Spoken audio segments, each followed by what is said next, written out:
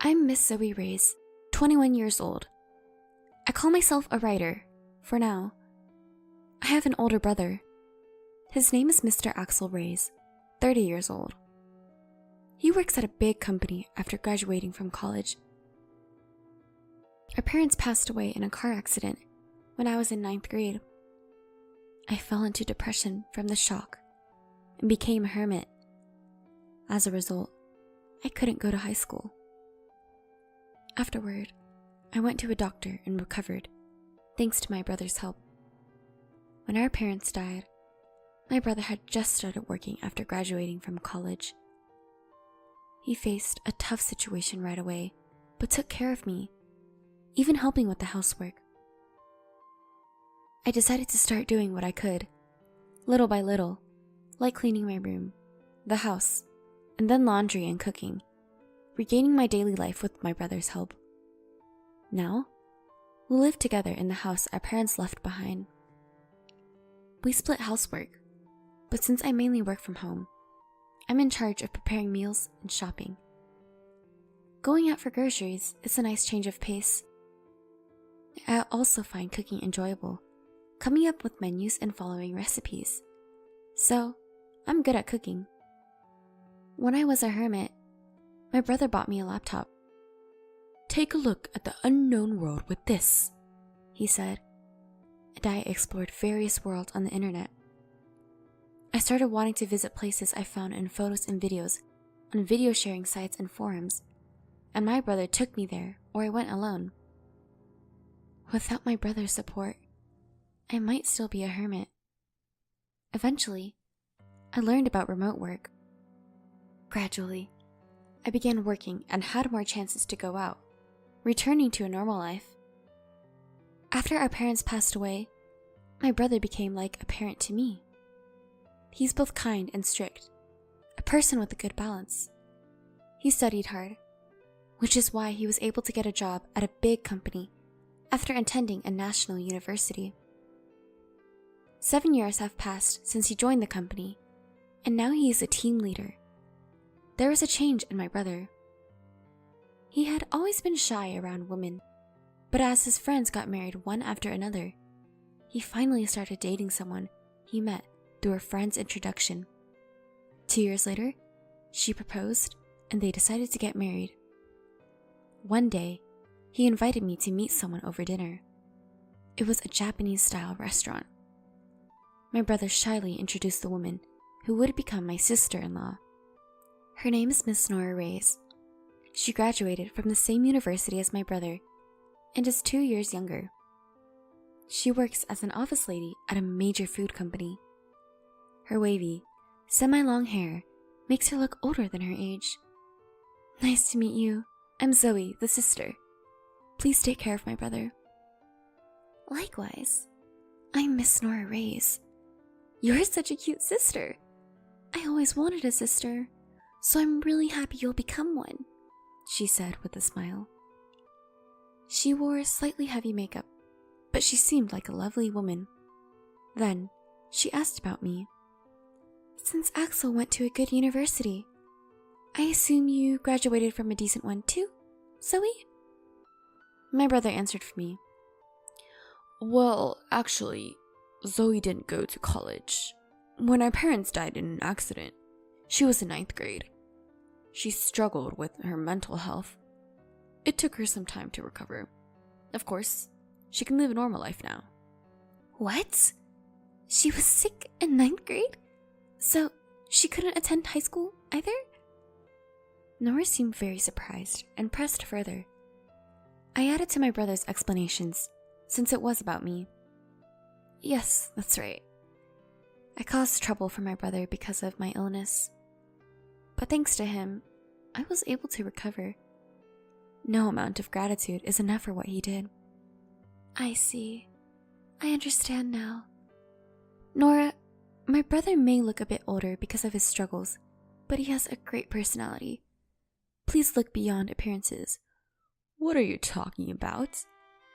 I tried to lighten the mood with a joke since the conversation became serious, but Nora didn't laugh. At the time, I thought Nora was moved by what my brother had done for me. From what I heard, Nora's parents both graduated from prestigious universities, and their entire family had attended college. Naturally, they had excellent grades and worked at well-known companies, with many in professional roles like doctors and lawyers. They were an impressive family. Nora's father was an executive at a major publishing company, and her mother was the president of a local women's association. Hearing that, I thought my brother was going to join a great family. Busy with work, my brother steadily prepared for the wedding. Seeing him happy made me happy too, and I helped out with various tasks. One day, I received a call on my smartphone. I was a little nervous about answering a call from an unknown person, but the number was displayed, so I answered. "Who is this?" "Zoe, I'm Nora's mother. Nice to meet you." To my surprise, the caller was Nora's mother, who would become my mother-in-law. "What can I do for you?" Feeling anxious, I asked, and she replied, "I heard from Nora the other day that you didn't attend high school and only graduated from middle school." I didn't know what she wanted to say, but I answered honestly. Yes, when my parents died in an accident, I suffered from mental health issues, and it took me a long time to fully recover. That's why I couldn't go to high school." "I sympathize with your situation, but the fact remains that you only have a middle school education, right?" "Yes." "I see. I have a favor to ask. Could you please not attend Axel and Nora's wedding ceremony? Actually, don't attend." "What do you mean?" I was taken aback by the sudden, outrageous request. "Axel and Nora both graduated from top universities, and my husband and I also graduated from college. Of course, all our relatives have college degrees." "Yes? What about it?" "You're not very smart, are you? No wonder you only finished middle school." With a sigh, my mother-in-law continued the conversation. "You see, as I mentioned earlier, our family is made up of elites. Graduating from college is a given, and we hold prestigious jobs like executives at big corporations, doctors, lawyers.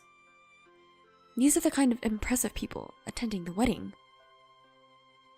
I began to understand what she was getting at. "So, we don't want you, a middle school graduate, at such an event. Actually, we'd rather you not come." "But I'm the sister of the groom and his only family. I can't just not attend." "Please don't come anyway. How could we introduce you, a middle school graduate, to our relatives without feeling embarrassed? Do you understand? Anyway, I've told you our wishes." How rude. After hanging up, I trembled with anger. The parents on the other side disliked me because of my middle school education, as they were too concerned with appearances and reputation. At least, I never thought of my life as embarrassing, and I believed that I didn't deserve to be looked down upon by others. But what if my presence made my brother unhappy? If I stepped back, my brother could have a happy marriage and a future beyond that. I've caused him a lot of trouble, so I want him to be happy, no matter what. I can't be the one to ruin that. But I also couldn't stand being dismissed. My thoughts were all jumbled up. I talked to my brother about the situation. He said, "Don't worry. You're my sister, my only family. Feel free to attend my wedding. I'll protect you, no matter what." "But if I cause trouble for you, I don't mind not attending." "There's no way you'll cause trouble. Zoe, you're my one and only sister. If I can't protect my sister, what kind of brother would I be?" "Thank you, brother." Encouraged by his words, I decided to attend the wedding. And on the day of the wedding, at the family introduction, when my uncle introduced me as our family representative, my sister-in-law's parents looked at me with disdain.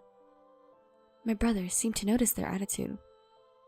At the reception, the seats for the bride and groom's families were at the back, facing the main table. I wondered if there might not be a seat prepared for me, but there was. As I sat down, I felt piercing stares. Sure enough, my mother-in-law was looking at me. She marched over to me and said, "Why are you here? I told you not to come because you'd be a disgrace to our family, didn't I?" "I am his real sister. There's no reason for me not to attend," I strongly replied, and she snapped back. "For a middle school graduate, you sure are insolent. Just remember this." Leaving those harsh words behind, my mother-in-law walked away. Soon, the bride and groom entered the room. Seeing my brother in a different atmosphere than usual, I couldn't help but smile. Nora was beautifully dressed and sparkling. As soon as the mediator finished speaking, my mother-in-law suddenly stood up and talked to the MC. Then, she grabbed the microphone and started speaking loudly. "Our family has all graduated from college and hold respectable jobs. I believe that Axel is a suitable person for our family. But there is one issue." She took a breath and continued. "It is his middle school graduate sister. She is an incredibly embarrassing presence in our family. We would like to ask the groom to sever ties with her. If he can't, we cannot allow this marriage." There was a commotion in the room, but my mother-in-law ignored it and turned to my brother. "Axel, can you swear to do that here? Swear to cut ties with this embarrassing middle school graduate sister and become a part of our excellent family." As if it were obvious, both the bride and father-in-law nodded. Then, with a triumphant look, she handed the microphone to my brother. Taking the microphone, my brother took a deep breath and answered, "Indeed, my sister is a middle school graduate, but she is my only blood relative, my family, since our parents have passed away. I can't sever ties with her. I apologize to all of you who have attended today, but I will cancel the marriage and consider this relationship with this family as non-existent. This is my answer." With that, my brother slammed the microphone down on the table and came straight to me. With a refreshed smile, he spoke to me. "Zoe, I'm sorry for causing trouble. There's no need for us to be here. Let's go home." Later, I heard from the relatives who attended that the reception was canceled because the groom left halfway through. The bride burst in tears, and her parents were scolded by the relatives and had to apologize on their hands and knees. They were also forced to return the gift money. Later, my uncle contacted my brother. He said that although his attitude at the reception wasn't praiseworthy, he would have severed ties with him if it had continued. He also offered to pay a suitable amount of consolation money and have the bride's side bear all the expenses for the ceremony, but my brother refused. He conveyed that he wanted a sincere apology for his sister rather than a monetary solution. After a while, a meeting was arranged at our home for post-settlement discussions. I made up my mind to show my former in-laws a thing or two. At the meeting, my ex-sister-in-law and her parents, a total of 3 people, came. They handed my brother some money as a gift, an inconvenience fee, and apologized for the rudeness at the reception.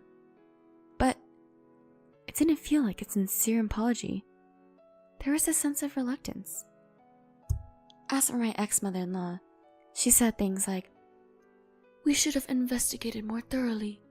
If we had, this wouldn't have happened," showing no sign of remorse. My ex-father-in-law also continued, "Axel should have told us about his sister in detail from the beginning. Then we wouldn't have ended up unhappy." Anger welled up inside me, and I carried out my prepared plan. "Ex-father-in-law, well, you're not really my stepfather anymore, but for convenience, I'll call you that. You work at Rainbow Publishing, right?" He glanced at me and said, "Yeah, I do." I'm a director there. What about it? He looked down on me. I work with Rainbow Publishing, but I can't bring myself to like a company where you are.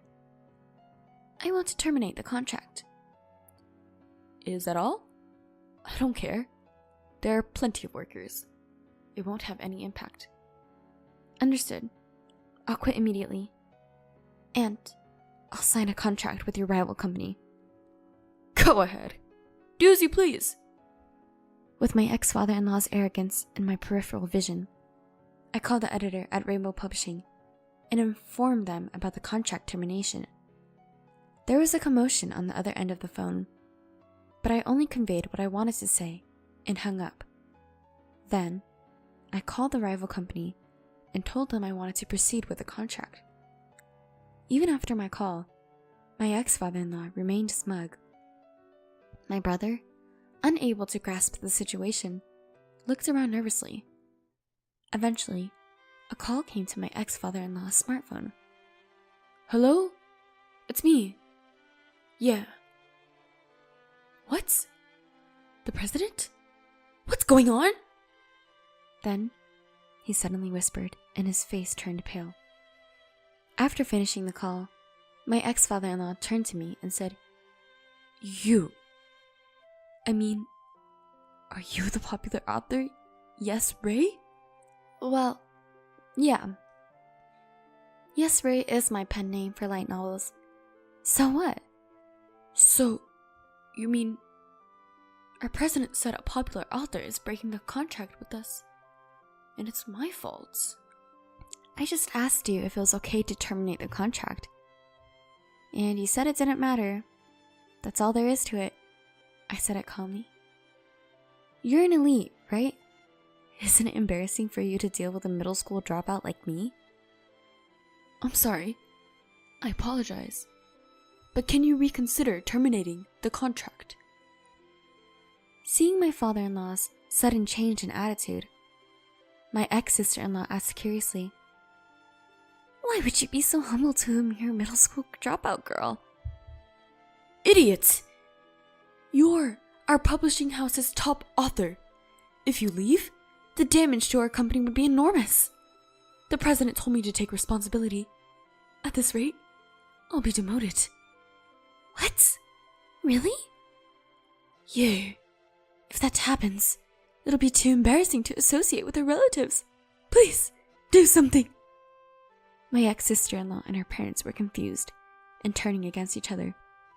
Please, can you reconsider? It's impossible.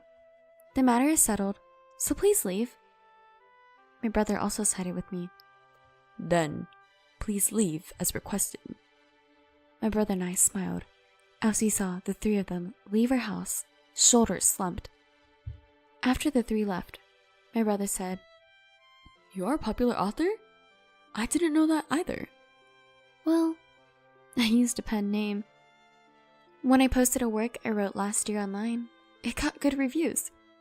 Rainbow Publishing offered me a contract. I've been making quite a bit of money, I explained proudly. My brother's smile brightened. It had been a long time since I'd seen him smile like that. And so, the broken engagement was resolved. My ex-sister-in-law seemed to be looking for another partner. But no one would approach her since the incident became widely known. She became reclusive and eventually quit her job. My ex-father-in-law, being blamed for my contract termination, was demoted to a regular employee. Unable to endure warehouse work, he resigned. My ex-mother-in-law was harshly criticized by her relatives for her disgraceful behavior at the wedding reception and was no longer recognized by her once proud and accomplished family. It serves them right. My new publisher supported me, and my popular work was turned into a comic. Its popularity rose again, and now there's a talk of an anime adaptation. My brother is burying the memory of the wedding as a dark history and working hard. I'm eagerly waiting for a wonderful person to impair my brother's life. At last, our days have returned to being peaceful. I'm still racking my brain over creating light novels, but I feel that the repetition of these days is happiness. I'm planning to go on a trip with my brother again, taking our late parents' house with us, who passed away in the accident.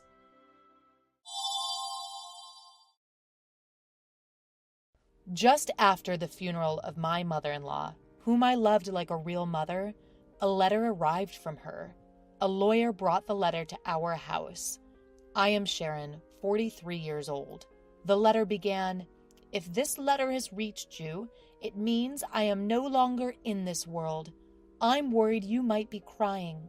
Seeing the familiar handwriting of my mother-in-law, my eyes welled up.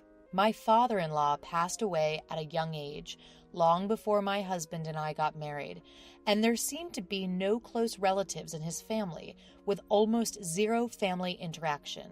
My husband and I were not blessed with children, so we lived modestly but happily with my mother-in-law. My mother-in-law and I got along so well that my husband would say, "You two are like a real mother and daughter, and I'm like the son-in-law."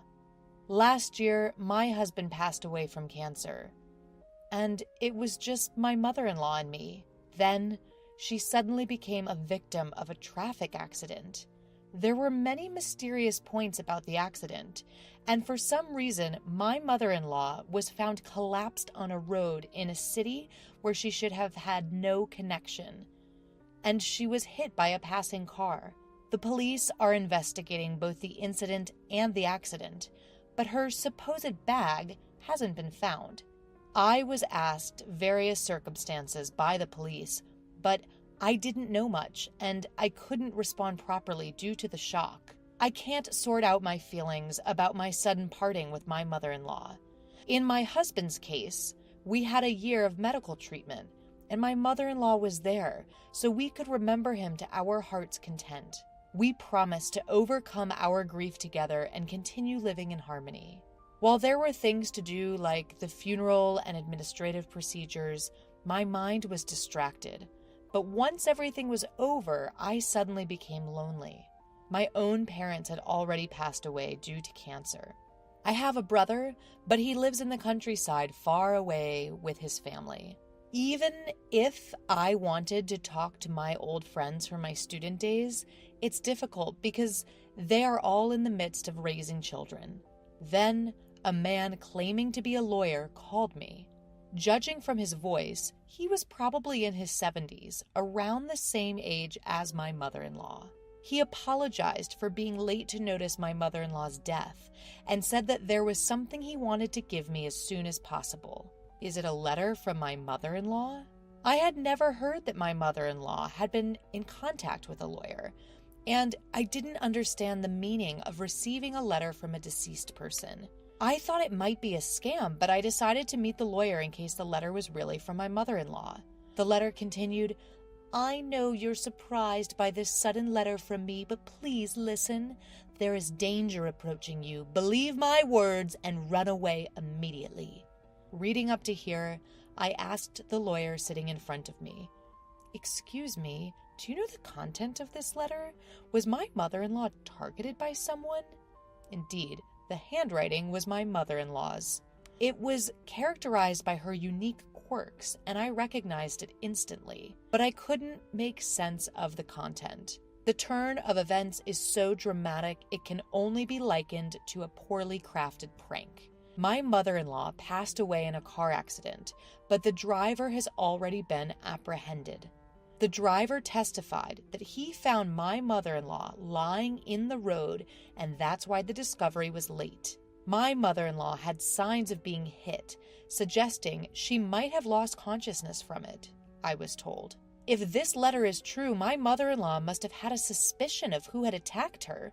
Did she know she would get tangled in this incident? If so, why didn't she run away? I felt the tears welling up again. The lawyer, composed as ever, said, "I haven't read the contents, but I believe I could guess what it's about." Somewhat irritated by his roundabout way of speaking, I ventured to ask, "So, what did you hear from my mother-in-law?"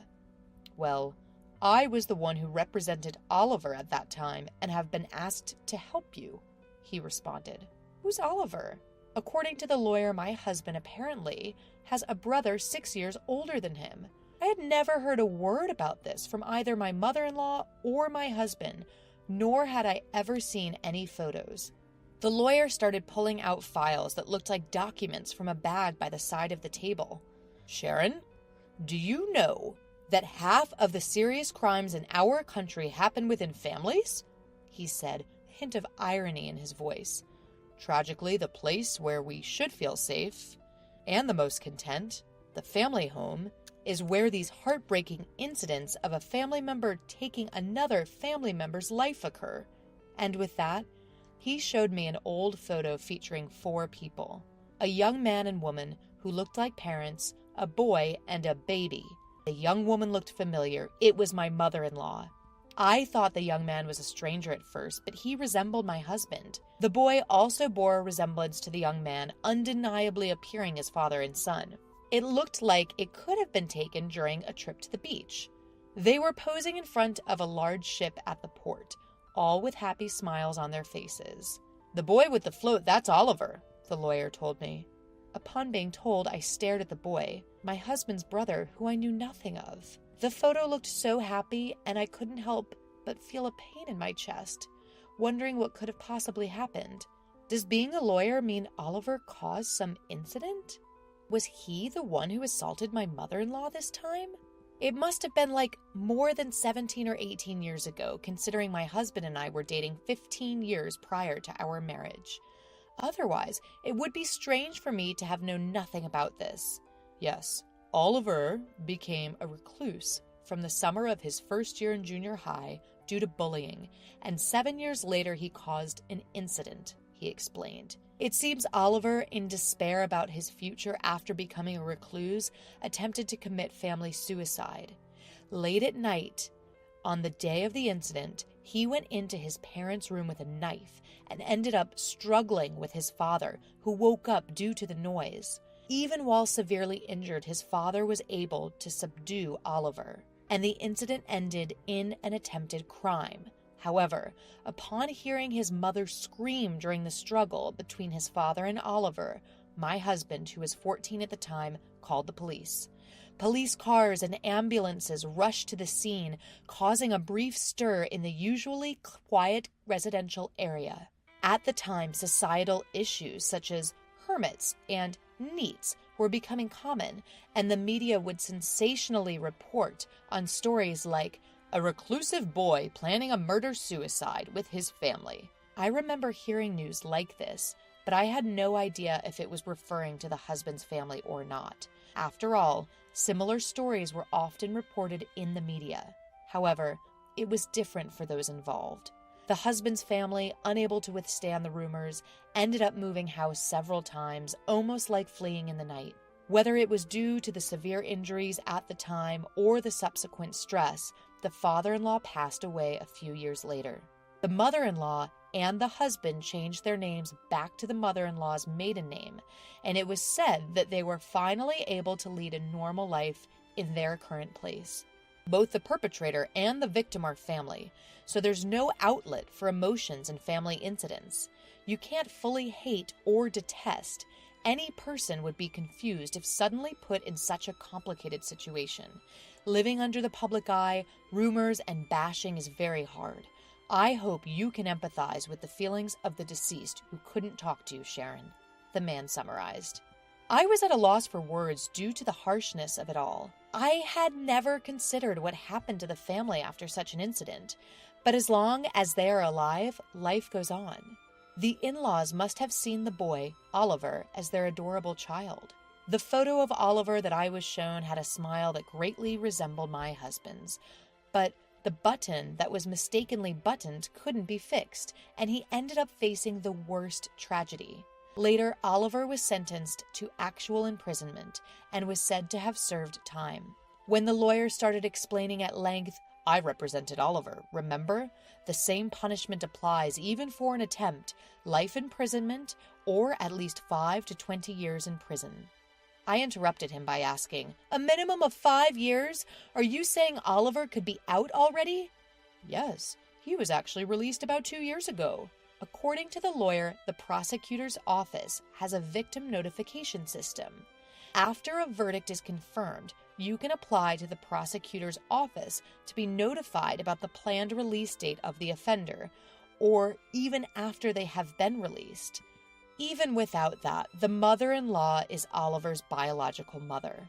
She had been notified of his residence after his release. Around that time, my husband had been diagnosed with cancer and was undergoing treatment, and the mother-in-law didn't want to worry him, so it seems she couldn't consult with him. Oliver told me at the time that he committed the crime because he was pessimistic about his future. With some hesitation, the lawyer told me, "It seems he wanted money to spend." Oliver, who had been a shut-in for many years, had started to secretly use the mother-in-law's credit card to pay for online games and online shopping, and he had been scolded by his father. Apparently, he had used a lot of money to buy weapons for a game on the evening of the crime and had his computer taken away. Oliver lied to the lawyer, and his real father, mother, and brother who knew the truth said nothing. While they hoped Oliver would genuinely reflect on his actions and serve his punishment, they did not reveal the inside story of the post-release defamation and slander. Was this out of familial love? Truth be told, my mother-in-law was often visiting Oliver, my brother-in-law, who was serving time in prison. Every time she went, she would come back disappointed by Oliver's unchanging, unrepentant demeanor. She was afraid to live with Oliver again after his release. The danger of violence was part of the fear, but she knew if she or her son were to die, Oliver would come to me asking for money. As his release date approached, there was an increase in tedious paperwork. She had to decide where to house him. Distressed, my mother-in-law decided to consult a lawyer who knew about the case and ask him to handle the procedures. What was Oliver doing for a living 2 years ago? It turned out that through the lawyer, she had been helping Oliver by renting an apartment for him. She would do his shopping.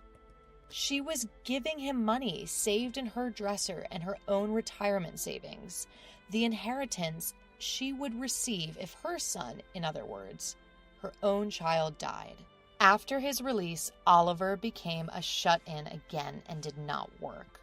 Money is limited, and through the lawyer, my mother-in-law conveyed, "I can't support you forever. You need to start working on your own." But Oliver flatly refused. "Doesn't my mother love me? She's always favoring my brother. She won't give me money because my brother told her not to." He made a big fuss. The lawyer said, although it may have been an accident, the deceased was worried that Oliver might cause some trouble. He kept insisting that I give him money.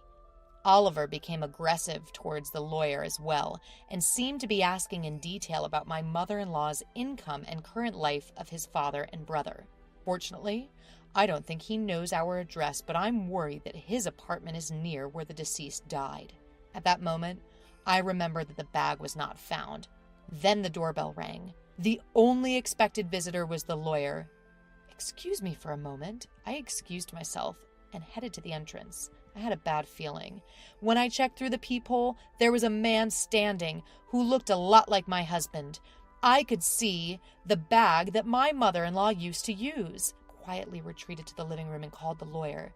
"I think, it might be Oliver. What should we do? He has my mother-in-law's bag." My voice was shaking with tension, and the lawyer's face stiffened. "Call the police right now." I might have meant to call the police, but I was too upset. I ran out the back door to the nearby police station. Did my mother-in-law and husband foresee this situation in the future? Or did they unconsciously choose a house near the police? I don't know anymore. Afterwards, when Oliver saw the police officers who came with me, he immediately tried to run away and was caught by a police officer who then interviewed him. As I suspected, the man who looked like my husband was Oliver, in other words, my brother-in-law.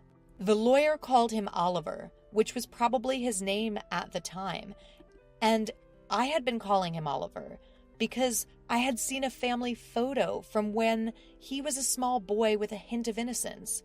But in reality, he was an unhealthy-looking middle-aged man. It strangely angered me that he looked like my husband. This man had been tormenting my mother-in-law and husband. I'm just here to collect my share, your mom's inheritance. It exists, right?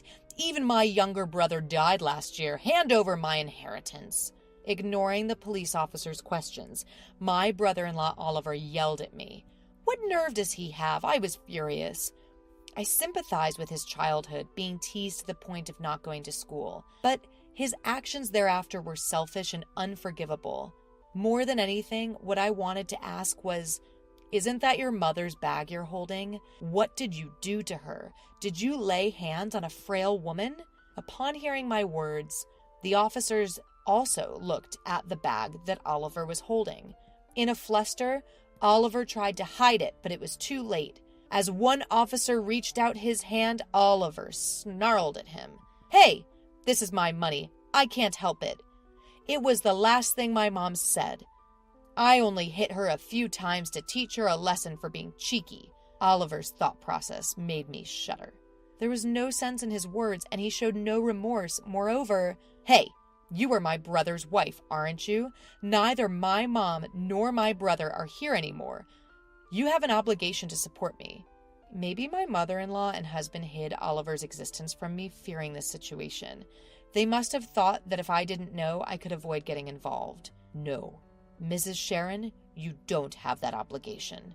The lawyer interrupted, but I doubted that the law would work on Oliver. Oliver was ultimately an invincible man with nothing to lose. He doesn't understand common sense, nor does he seem to want to abide by the law. Maybe that's why my mother-in-law never wanted me to meet him. I can only imagine how difficult her life must have been. I haven't finished reading it all, but my mother-in-law left me a letter worrying about me, knowing her life was in danger. Her pain and sadness are heartbreaking. Because of you, my mother-in-law and husband were hurt so much. I will never forgive you. You will face the law. Indeed, the direct cause was being hit by a car. However, he left my unconscious mother-in-law on the road. He is not a person who should be left to roam the streets.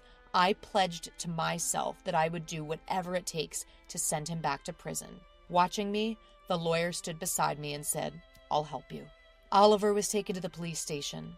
The blood on my mother-in-law's bag and circumstantial evidence pointed to Oliver as the culprit, and he was sent back to prison again. I returned home with the lawyer and read my mother-in-law's letter to the end. Her letter was filled with apologies to me and overflowing love, especially the end. Life is still long. Please live a happier, freer life, Sharon. Upon seeing that, I couldn't stop my tears. From the time we exchanged greetings, my sister-in-law didn't seem to like me. She would stare at me from head to toe with a piercing gaze and laugh at me under her breath. At the time, I could only guess that she was making fun of the way I looked. I must have seemed like someone she could easily make fun of or put down to make herself feel better. That's why, when she asked for my help, I refused. I couldn't think of a single reason for me to help her. The story by Maria Bailey. My name is Maria. I got married to my husband 3 years ago, and now we live with my in-laws. My father-in-law passed away when my husband was a student, so today it's me, my husband, and my sister-in-law and mother-in-law living together. Initially, there was no plan to live together. It was just my husband and me. However, a year after getting married, my mother-in-law had an accident and hurt her leg, so we decided to move in with her so that we could help care for her. My sister-in-law, Dorothy, was already living at home, but finally my mother-in-law tearfully told my husband that she was unreliable. As it turned out, Dorothy wasn't contributing to the household expenses at all. She was single and spent her money going out to bars and clubs. It would be nice if she could have at least supported her mother, but instead she caused trouble by maxing out credit cards, asking her mom for money, or leaving her to do all the housework, even though she had a bad leg from her accident. Honestly, I think my mother-in-law is far too lenient on her daughter. Dorothy is in her late 20s, but I guess parents always feel compelled to take care of their children, no matter how old they are. That's why, even though my mother-in-law admits her daughter is unreliable, she feels she can't kick her out and lets her stay at home. Of course, I didn't want to live with them. My mother-in-law is a kind and gentle person, but that's a separate issue, and it takes some resolve to suddenly learn how to live together, no matter how nice the person is. And above all, I hated the idea of living with my sister-in-law. I wouldn't have lived with Dorothy, even if I were paid to. I felt she looked down on me since the beginning of our marriage. To put it simply, Dorothy is like the controlling leader who would rotate out one friend at a time from the group during school days. I might sound childish for saying this, but I've always thought she was a malicious person who never grew out of that habit of using people for her own advantage. I felt that she didn't like me from the moment my husband introduced me to her. She asked my name, and when I answered, she stifled a laugh. I'm 32 years old. Turns out that laugh was because I was younger than she had thought. I'm sorry. I thought you were about 40. You look so mature. To put it bluntly, she probably wanted to say that I looked older. Since then, every time she saw me, she would ask about the brands of my clothes, comment on my appearance, and look down on me with a mocking laugh. A grown-up over 30 wearing fast fashion. Oh my, but Maria seems out of touch, doesn't she? Were you homeschooled or something? You don't seem like you'd get along with the fashionistas like my friends are. Of course, I'm not the type to stand out, and I'm not particularly interested in fashion. Dorothy may be able to believe that I don't dress well, but that doesn't mean she has any right to ridicule me. Moreover, I do have friends.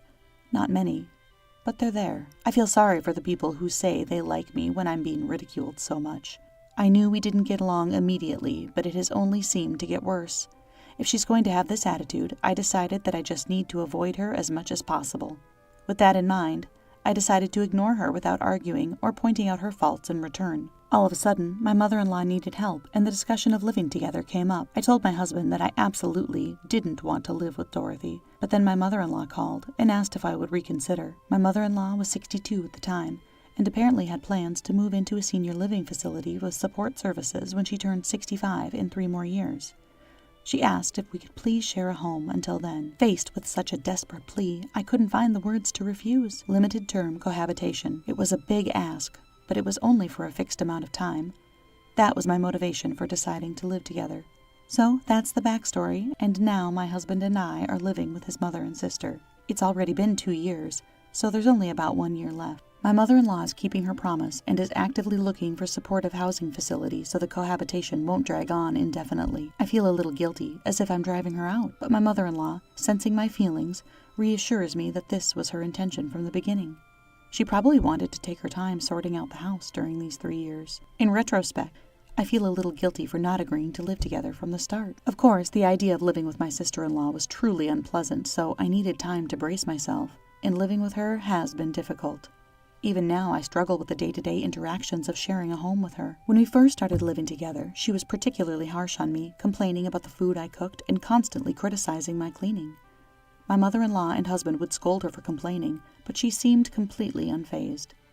It feels like she doesn't think of me as her brother's wife, but more like a slave or a maid. For about a week, I was blamed for the way I washed her clothes. You shrank my clothes because of the detergent you chose. They're all misshapen and unwearable now. You've been married for 3 years and you still can't handle housework. You are essentially useless. I wanted to tell her that it wasn't my fault the clothes shrank. It was actually because my sister-in-law had gained weight. However, I didn't want to comment on someone's appearance. I know how hurtful those comments can be. I said I'd be more careful next time and tried to end the conversation. But my sister-in-law is not the type to forgive and forget any mistake made against her. When my mother-in-law's acquaintance visited our home, Dorothy laughed as she talked about how terrible I was at housework. Of course my mother-in-law defended me, but Dorothy insisted there was no need and kept talking as if I were a completely useless home appliance, not a human being or her relative. Sometimes I'd argue back, but mostly I'd just nod and let her talk wash over me. I didn't want to stoop to her level, and I knew that arguing with her would be a waste of breath. I told my mother-in-law and husband that after we stop living together this year, I don't want to have anything to do with Dorothy, and both of them agreed. It might be a bit spiteful, but I think Dorothy will struggle when my mother-in-law moves into a senior living facility. She's been living at home and spending her salary however she wants. I don't think someone like that can suddenly live on her own responsibly. We won't help her once we stop living together. That's my little revenge. But sometimes it seems like even God is on my sister-in-law's side. She told me that her boyfriend had proposed to her. My boyfriend's tall, and he's handsome. He's so kind. He has a great job at a huge company, so I'm basically marrying into money. I'm so glad I put effort into my looks and fashion. I wouldn't want a miserable life like someone I know living with in-laws after marriage. She chuckled while looking at me, making it obvious she was talking about me. Dorothy stood before me, smirking, and said, "I bet you thought I wouldn't be able to live on my own without my mom. Too bad for you, old lady." I couldn't help but blush a little because she hit the nail on the head with what I was thinking about her. At the same time, I felt a strong wave of frustration. "Congratulations on your engagement. But married life is tough, you know. She might complain about me not being able to do housework, but the one who really can't do anything is Dorothy." It was the best comeback I could muster, but she just looked triumphant. "Are you trying to act tough because I won't be around? My fiancé is rich and will hire a professional housekeeper, not someone useless like you." I was utterly defeated. I swore I would never see Dorothy again once we stopped living together. I swallowed my pride and decided to avoid her as much as possible at home for the remaining time we had as housemates. A month after Dorothy's announcement, her fiancé came to visit. I thought anyone who would choose her must not be a good person. I even had such a terrible thought. I had been warned by Dorothy not to introduce myself to her fiancé. "I don't consider you family. Once you've served tea, just go away. I'm not inviting you to the wedding anyway." I felt relieved when I heard those words. I just wanted to cut ties with her as soon as possible. When her fiancé arrived, I reluctantly served tea as instructed. Knowing this might be the first and last time we'd meet, I stole a quick glance at Dorothy's fiancé's face. As I did so, our eyes met. And it was inevitable. "You are—" As her fiancé began to speak, Dorothy interrupted, saying it wasn't a big deal. "She's our housekeeper, so you don't have to worry, Steve. I told you before, right, that I have a useless sister-in-law who can't do anything. It's a loss just to get involved with her, so you can ignore her." Upon hearing those words, I bowed my head slightly to her fiancé and left the room, feeling embarrassed. Then Dorothy's fiancé called me by my name. "Maria, you were a senior consultant at the firm, right? I can't believe you're married to Dorothy's brother." Steve stared at me in disbelief. In fact, he was familiar to me. He was my junior at work until I quit after getting married. I had heard that he changed jobs after that, but neither of us had ever imagined we would meet again like this. "Dorothy, I've heard a lot about your sister-in-law before, but I never knew it was Maria. I thought she must be a terrible person because you've only said bad things about her. But we used to work together. I know who she is." Dorothy didn't seem to understand why Steve was angry. I wondered just how badly my character had been misrepresented, and I felt a little anxious. "You two knew each other?" At Dorothy's bitter smile and question, Steve desperately explained how we had worked closely together. I had helped him at work before and even lent him money when his mother was sick and needed money for surgery. It felt only natural for me to help him as his senior at work, and I had lent him money because he was in real trouble. At that time, my grandfather had just passed away and left me some inheritance, so I was easily in a position to be able to help him. I felt there was no need for Steve to feel so indebted to me, but when I took a moment to think about it and put myself in his shoes, I realized that the money must have been a real lifesaver. "Maria was a true friend to me, and yet you treat her like a housekeeper? I knew you could be harsh with your words, but I can't stand someone who treats people like this. I clearly need to rethink this. Our engagement is off." With a cold, incredulous gaze, Steve told Dorothy he was breaking off their engagement and tried to leave his seat. Desperate to stop him, Dorothy grabbed his jacket as he got up from the sofa. "No, it's not like that. This is just how Maria and I communicate. We joke around a lot. Right, Maria?" Dorothy looked to me for help in a panic, but I could only shake my head. "Sorry, I can't lie." Upon hearing this, Dorothy broke down crying on the spot. "Why are you ruining my marriage? It's your fault the engagement is off." She yelled and raised her hand to strike me, but my husband rushed in at that moment to intervene and held her back from hitting me. Still lashing out at me, Dorothy was slapped by my mother-in-law. "It's not Maria's fault. It's yours. You've been harassing her and causing trouble all this time. I won't tolerate it anymore. It's your own fault the engagement is off. You need to take accountability for your actions. You will leave the house by end of the month." This was the moment my mother-in-law finally snapped and moved to cut ties with her own daughter. "Mom, you're on Maria's side too?" With a face of disbelief, Dorothy tearfully stared at her mother. "You are not a child anymore. Take care of yourself." Mother-in-law said this, bowed her head to Steve, and returned to her bedroom. From the other room, only Dorothy's sobbing could be heard. Steve told me he would be in touch soon and then left our house. My husband and I exchanged glances and sighed together. Maybe it's time for us to start looking for a new home. My husband nodded at my words, and from then on we decided to move on with our lives as if Dorothy didn't exist. 3 months have passed since then, and my mother-in-law has moved to a senior housing facility. We also moved to a place as close as possible to my mother-in-law, and we are in the process of selling the family home.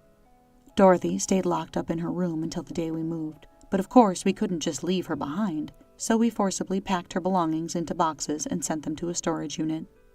On the day of the move, we gave my sister-in-law the bare essentials, the key to the storage unit, and the $3,000 severance payment we had received from my mother-in-law.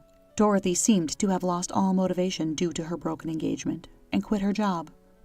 I don't know what happened to her after that, and it seems Steve isn't in contact with her anymore. Steve told me that he was saved, once again, thanks to me. If I had gone through with that marriage, I would have definitely regretted it. You've always been my lifesaver, really. I can't help but feel guilty, thinking that in a way, Steve is the one who's been my lifesaver. I also wished for my sister-in-law to struggle in the end. But maybe if you do good deeds, you'll be rewarded like this. At least, that's what I thought this time. My sister-in-law treated me like a slave and constantly harassed me, which is probably why it ended like this. I've never seen or felt God, but from now on, I want to live a life where I can hold my head up high. My husband had been unreachable for almost 3 days. He said, "I won't reply for a while." But my concerns were growing. I thought I should contact the police soon. Just as I was thinking that, I got a call from one of my subordinates. "Ma'am, your husband passed away in an accident." Huh? Why did she call me? I couldn't think about that right now. I hurried to the hospital. There, I saw my husband's unrecognizable body. My name is Harper, 28 years old. I got married 2 years ago and live with my husband while working at an IT company. We want to have children someday, but not yet. My husband's name is Christopher, 2 years older than me. He is very dedicated to his job. Just the other day, there was talk of him getting a promotion. That day, as soon as he got home from work, he happily rushed up to me. "Harper, listen, I might get a position soon." "Really? That's amazing." "Yeah, I'm so happy. It's been tough, but I'm glad I worked hard." "Christopher, you've been working so much on your days off. I'm really happy for you. Congratulations." Yes, my husband was so dedicated to his job that he gave up his days off to work. He often worked late and came home just before the date changed. I worried about his heavy workload at times, but finally, it paid off. Seeing my husband so happy made me feel happy too. I can't lose either. I thought, I'll try harder too. However, since that day, I started to notice something off about Christopher. His overtime increased even more, and he wouldn't come home until after midnight. His weekend work, which used to be only a few times a month, gradually increased. And last month, he went to work, even on Saturdays. Not only that, but I felt his attitude towards me had become somewhat cold. We used to go out on our days off, but that stopped recently. Isn't that strange? Why doesn't he seem at all tired, despite working so hard? Concerned, I decided to subtly ask my husband about it. I waited for him to come home late from work and brought up the conversation. "Hey, Christopher, can I talk to you for a minute?" "What? I'm tired and want to sleep." "Lately, you're always on your phone before bed. Even though you come home late, aren't you getting sleep deprived?" "What are you trying to say? How I spend my free time is my business, right?" "That might be true, but are you really that busy with work?" At my question, his expression stiffened for a moment. Not missing that, I pressed him further.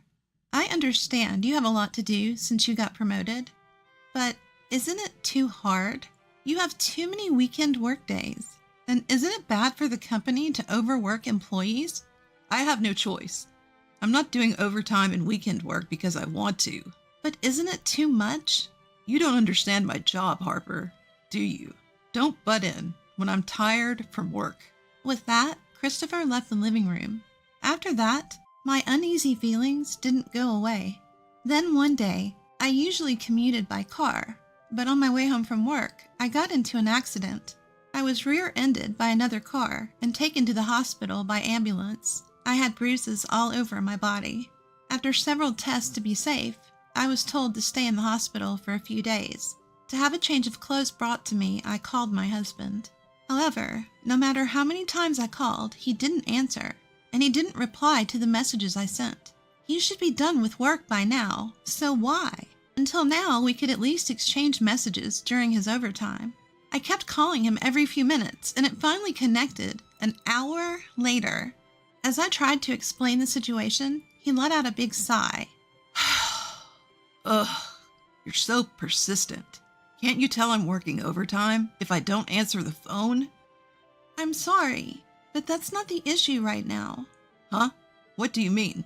Actually, I got into an accident on my way home, and I'm in the hospital now. My whole body hurts, but they said there's no life-threatening injuries. An accident? Ugh, what a pain you're causing. I involuntarily let out a, huh? At his unexpected response. He continued mercilessly, as I was at a loss for words. Stop getting into accidents when I'm busy. I'm not paying for the car repairs, all right? I understand, but I need you to bring me a change of clothes. What? Why do I have to do that? I'm tired from work, and it's like a punishment game to go to the hospital for someone who got into an accident due to carelessness. Carelessness? Why are you talking like that?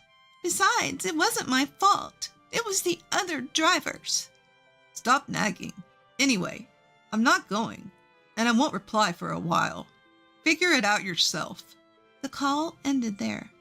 The busy tone echoed in my ear, pushing my heart to the limit.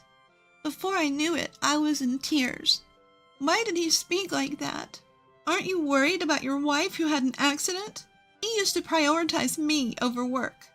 If I could, I'd want to get a change of clothes myself. My parents live far away, so I can't ask for their help. I sent several messages to my husband afterward, but he never brought my things. I had no choice but to buy everything I needed at the hospital store. Since then, I tried contacting my husband a few times, but 3 days had passed without a reply. He said he wouldn't reply for a while, but I was getting worried. No matter what, it's unusual not to have any contact for this long. What if he got into an accident too? That anxiety crossed my mind. That's when I heard a knock on the hospital room door. When I responded with yes, my coworker Jasmine, who I usually get along with, came to visit me. Jasmine, you came! Thank you! I was surprised when I heard you had been in an accident after I contacted you since you hadn't been at work for a while. It's not a big deal. Just some bruises and a broken bone. It's more than enough. But I'm glad. You seem to be doing well. For a while, we chatted and laughed about trivial things. As visiting hours were ending, Jasmine started to get ready to leave. But then, she stopped and looked troubled. I cautiously asked her, Jasmine, what's wrong? I'm sorry, Harper. I don't think I should say this now, but I saw it. Saw? What did you see? I saw your husband walking with Daisy. What? When did that happen? 3 days ago. The Daisy Jasmine mentioned was a junior coworker at our company. I had been her mentor when she was a new employee. Even now, a few years later, we'd go to lunch together once a week. Why would she be with Christopher? Daisy and my husband should have last met at our wedding. Could it be? But there's no way they would do something like that. Despite thinking it was impossible, the worst-case scenario crossed my mind. According to Jasmine, she saw my husband with a suitcase and Daisy 3 days ago. Since then, Daisy has been on paid leave. I hesitantly called my husband's office, and my suspicion was confirmed. He had also applied for paid leave 3 days ago. At that moment, my suspicion turned to certainty. My beloved husband and the junior I cared for, being betrayed by both of them at the same time. Probably my husband's increased overtime and working on weekends were because he was meeting her. No, maybe they were already involved before that. As I recalled my husband's suspicious behavior, more and more things started to make sense. So that's why he became so cold. Surprisingly, it all made sense to me. Unconsciously, I called my husband. I hardly contacted him these past few days, thinking he wouldn't respond anyway. He probably wouldn't pick up after just a few attempts. But I couldn't just let him do as he pleased. I kept ringing his phone until he answered. 30 minutes after I started calling, my husband finally answered, sounding annoyed. What's your problem? I told you I wouldn't answer for a while. Why? Are you so busy that you can't even answer a call from your wife? Of course, I'm working every day. Even though you're on paid leave until tomorrow, what kind of work are you doing? Assuming he hadn't been caught yet, my husband hesitated for a moment. Still thinking he could deceive me, he quickly started making excuses. What are you talking about? I didn't take any paid leave. No use playing dumb. I already confirmed with the company. No, well, actually, I just suddenly wanted to take it easy. I've been relaxing at home these past few days.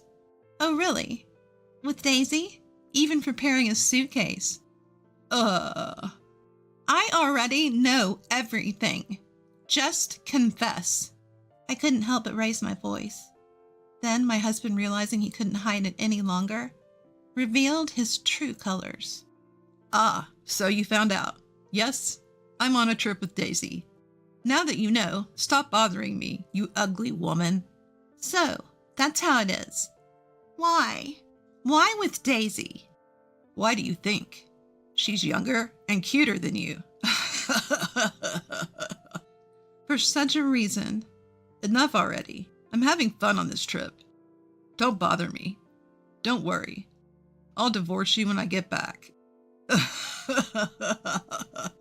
He said, "See ya." and hung up the phone. It was right after that. The love that I had for my husband turned into hatred. In an instant. I can't forgive him. To be betrayed in such a terrible way? I won't let them have their way. I'll definitely send them to hell. That's when I decided to take revenge on them. But before I could take matters into my own hands, divine punishment would come to them. The next day I was discharged from the hospital and started to regain some mobility. To prepare for my revenge, I opened my smartphone to search for a lawyer's office. Just then my phone rang. Daisy's name appeared on the screen, my husband's affair partner. Surprised for a moment, but I couldn't run away now. I gathered my courage and answered the call. Hello? Harper? Ma'am? I'm sorry. I'm so sorry. Isn't it common sense to apologize in person? Yes, you're right. But that's not the point right now. Huh? Daisy's voice was somewhat shaky. Then she said something that made me doubt my ears. Your husband has died in an accident. What? I was so shocked that I couldn't find the right words. Confused, I barely managed to respond to Daisy. He's dead? What are you talking about? Christopher is on a cheating trip with you, isn't he? Yes, that's true. But on the way home, Christopher got caught in an accident. According to Daisy's story, it seems the two of them were in an accident on their way home from the airport. Christopher was hit by a car, and although an ambulance was called right away, he didn't move a muscle. To my surprise, the hospital Christopher was taken to was the same one I was staying at. I quickly hung up the phone, explained the situation to the nurse, and headed to my husband's side. I had to move using crutches as my broken bone hadn't fully healed.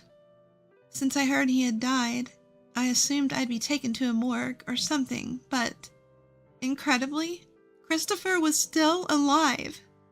However, he was seriously injured. Just after I arrived, a breathless Daisy rushed in. Seeing Christopher lying in the bed, she collapsed on the spot when she realized he was still alive. I had a lot to say, but unfortunately Christopher was in critical condition. I told Daisy we'd talk later, and we each went home that day. Days later, Christopher barely pulled through, but the accident left him paralyzed from the waist down, forcing him into a wheelchair. My in-laws were furious when they found out about the affair trip. Although they must have felt something, seeing their challenged son, they scolded him clearly, saying, "You brought this on yourself by having an affair." After my in-law left, I called Daisy and decided to have a talk with her and my husband. When I arrived at my husband's hospital room, they were having a loud argument. "If you hadn't pushed me that time, none of this would have happened. It's all your fault." What? You're the one who wanted to take that route. Don't blame me. "What did you say?" "In the first place, this happened because you wanted to go on a trip. I paid for everything. Give me my money back. Pay for the treatment, you lousy woman. You hurt the man you love, so you should pay, right?" Don't be ridiculous. Who would get serious with a guy like you? This was just a fling. I'll never see you again. "What?" The two of them carried on their unbearable argument, apparently not realizing I was there. I couldn't take it anymore. I forcibly opened the door to the hospital room, took a deep breath, and shouted at them. Enough! It's because you had an affair in the first place that this happened. Take your blame game somewhere else. Harper. Ma'am? Finally realizing I was there, their faces quickly stiffened. Ignoring their confusion, I continued. How can you still argue in a situation like this? Do you even understand the situation you're in now? Christopher was the first to answer that question. "Harper, don't worry. I'm breaking up with this stupid woman." So? So I realized that it's always been you for me, Harper." What are you saying now? We're getting divorced, right? "What?"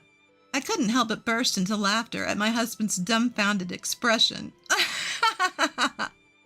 Didn't you say it? When I get home, we'll get a divorce, or what? Now that you've fought with your affair partner, you want to stay married to me. Are you an idiot? There's no way I'd spend my life with a piece of trash like you. Harper, why? Didn't you love me?" Don't mess with me. Who betrayed that love first? It was you. After all that talk about getting a divorce, you want to get back together when it's convenient for you? I'm not as cheap as you think. If you understand that, never show up in front of me again. Keep regretting this for the rest of your life, you jerk. My husband was stunned by my yelling. Daisy was pale and trembling. Later, I was discharged from the hospital and decided to stay at my parents' house for a while. After that, my divorce from Christopher was finalized through a lawyer. I demanded alimony from him and Daisy, which they paid in full. Christopher was fired from his job due to this incident. It turned out he'd been using company money for their affair.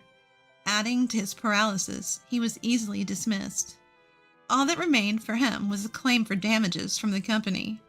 Finding a new job with his condition would probably be difficult. It didn't take long for word of Daisy's affair with my husband to spread throughout the company. She was met with cold stares and eventually couldn't stand the atmosphere and began skipping work without permission. As a result, I heard she finally submitted her resignation. Now those two will probably never lead a decent life again. Even so, I don't feel sorry for them. This is a disaster they brought upon themselves. As for me, I rented an apartment near my workplace and started a new life. Many colleagues show concern or curiosity, but honestly, my feelings are mixed, and I can't describe how I feel. But such trivial rumors will probably die down soon. Now, I want to enjoy my life without being swayed by others.